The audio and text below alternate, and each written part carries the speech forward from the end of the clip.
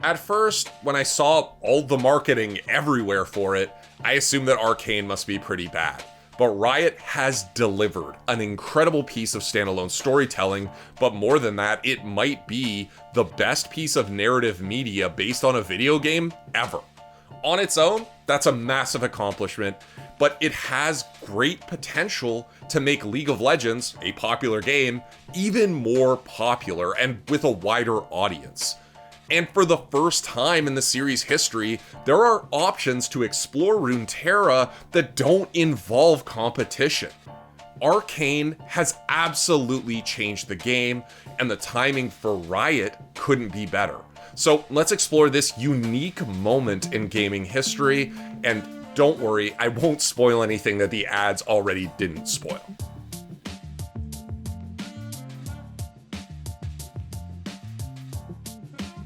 Before we get into it, why not take a moment to sub to the channel, click the notification bell if that's your thing, and if you end up liking the video, why not click the thummer-dinger? Yeah, that sounded a lot better in my head. Don't worry, you can learn so much from failure. So, Arcane is an animated TV series set in Runeterra, the world of League of Legends.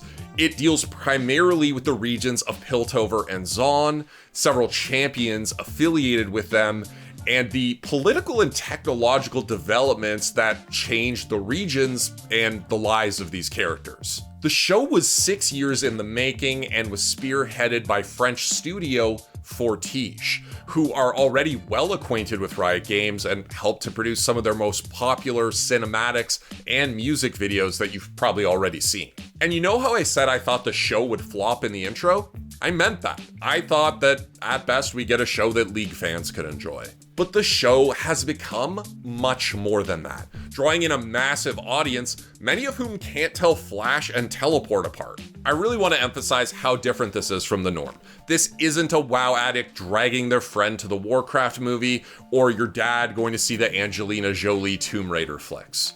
This is a series receiving critical acclaim while attracting League of Legends fans and just regular, casual Netflix viewers. League of Legends is the most played game on the planet and already boasts a massive fan base. For example, the grand finals at League Worlds 2021 boasted 73.8 million concurrent viewers. That's like if nearly the entire population of Canada got cloned and then all sat down to watch the same thing. And thankfully, that only happened one time. I think my clone lives in Sweden now, which is pretty cool for him. Anyways, what I'm trying to say is that the 9-episode first season of Arcane broke out of the video game niche and into the mainstream. And even here at theScore, the level of excitement around this series differed wildly. So what did it feel like to have people praising something associated with League of Legends? Really weird, to be honest, because like my whole thing for years has been like playing League. It always feels like you're at the center of like controversy, right? Because it's always being called like a toxic game, and you know, there's always like Riot gets memed on a lot, and League does too. And just for this 1 week or two, it's been like, hey, maybe it's okay to play League. Maybe, you know, like, you know, I'm not saying it's cool, but you know, I think it's kind of nice to just scroll through Twitter and see people being positive about the game, even from within the community, right? For just a week or two, there isn't a load of negativity around League of Legends, and it's kind of cool, yeah.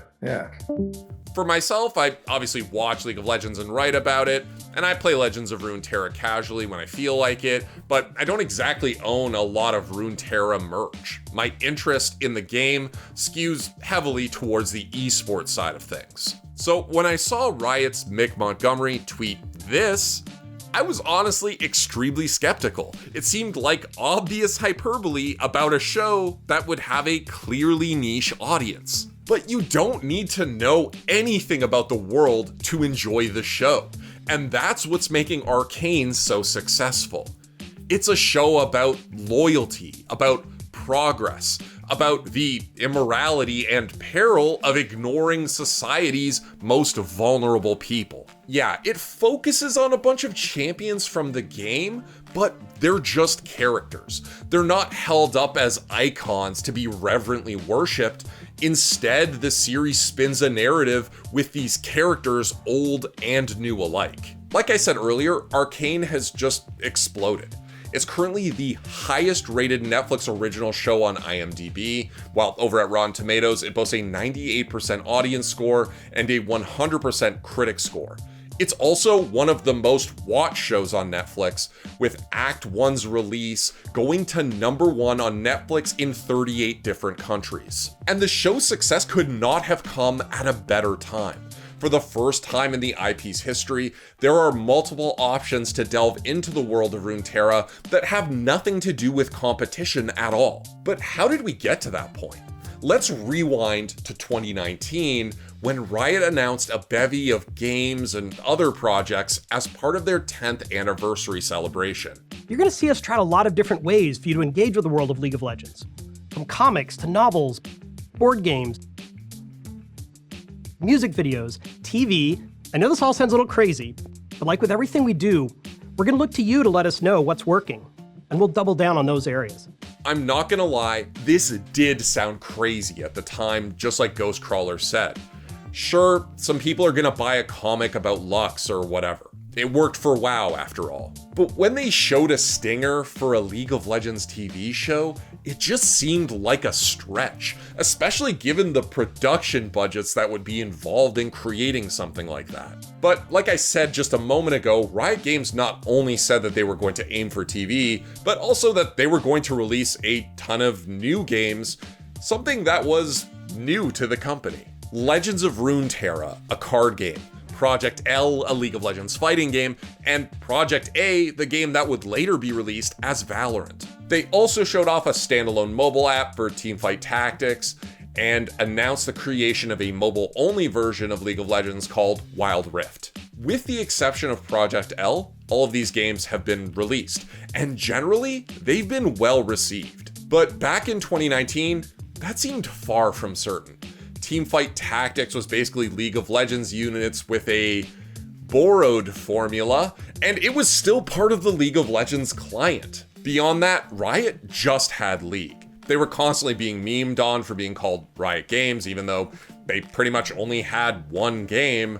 And yes, that game was extremely successful. It was one of the world's most popular esports, but I think as we've seen in the past, that isn't a guarantee of future success. Now, as Arcane has taken off and tied in with all of the games that I just mentioned, fans have more ways than ever to interact with the world of Runeterra.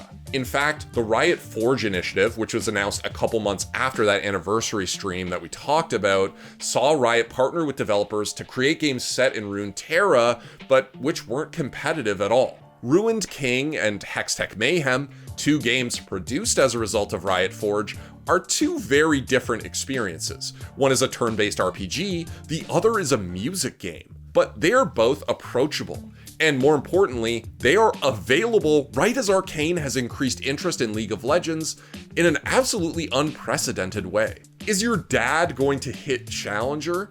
Is your aunt going to be bothering you to queue Valorant every night? Probably not. But the success of Arcane is potentially a huge boon to League of Legends and Riot Games. League of Legends didn't need to be saved, really. As I said, the game is massively popular, and its esport viewership is among the biggest in the world. But that popularity was within a specific demographic, PC gamers within a certain age range, basically. Arcane changes that. When it returned for Act 2, it hit #1 on Netflix in 52 countries. At the very least, this popularity translates to mainstream cultural cachet. Realistically, it puts a face, or several, to a name that people outside the demographic I mentioned had probably at least heard of. But it probably also brings some of them in, even if they're loading into a standalone Switch RPG instead of Summoner's Rift. And these first few Riot Forge titles show that there's deep potential for more games set in this world. Plus, let's not forget that one of their competitors is facing some pretty tough times of their own, and there's blood in the water. In fact, back when Overwatch's cinematic trailer released, the Pixar-level animation sure made it seem like Blizzard would be the ones to create a critically acclaimed animated series before anyone else. And while their animation team has absolutely killed it in recent years, there's nothing like Arcane on the horizon. And even if there was a secret project on that scale, releasing it wouldn't cause employees and fans who are frustrated about the current situation with Blizzard to just forget that those things exist. Riot's own record on that front, you'll recall, is far from spotless, and that absolutely should not be lost in this discussion. Finally, a note about TV and movies based on video games. They just haven't been that good, ever. And listen, I'm not here to argue with you about which ones are good. I think it's fair to say that most of them are somewhere between below average to atrocious, and that even the ones that we might consider good are received by critics and by many audiences as mostly mediocre at best. I really think Arcane has changed all that though. Now we have the potential to see more successful adaptations, or at least attempts at them, because this was clearly popular. The high quality of animation and storytelling brought in people who otherwise weren't invested in League of Legends. And that is what will bring people to do this again. The popularity and success of Arcane will inspire other companies to take their own shot. So what do you guys think? How big an impact do you think Arcane will have? And though I hesitate to ask this, are there any pieces of video game media that you earnestly believe are better than Arcane? Let me know in the comments below. I'm gonna go play some Legends of Runeterra. Really digging deep into that 9 o'clock energy. Here we go. I should just hit some G Fuel before I do this in the future. I'm sure that will give me some great results. I actually did drink G Fuel unironically a couple times, Danny. I don't know.